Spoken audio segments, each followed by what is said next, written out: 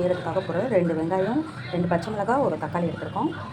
இப்போ தயிர் 3 பேக்கெட் தயிர் எடுத்துருக்கோம். உப்பு கொஞ்சம் ஆட் பண்ணிக்கலாம். அடுப்பு பற்ற வச்சுக்கலாம். இப்போ தேவையான அளவு எண்ணெய் ஊற்றிக்கலாம்.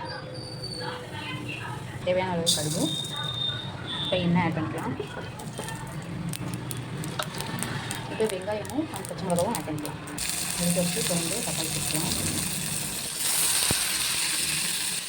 வெங்காயம் கழுவி போட்டுக்கலாம். அதுக்கு தேவையான உப்பு சேர்த்துக்கலாம்.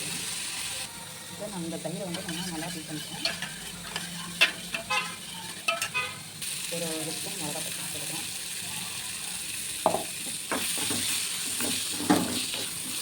நல்லா கிளறிட்டு நம்ம இந்த தயிரில் ஆட் பண்ணிக்கலாம். இந்த கிளறின இதை விஷயம் தயிரில் ஆட் பண்ணிக்கலாம். நம்மளுக்கு தயிர் குழம்பு ரெடி ஆகிடுச்சு.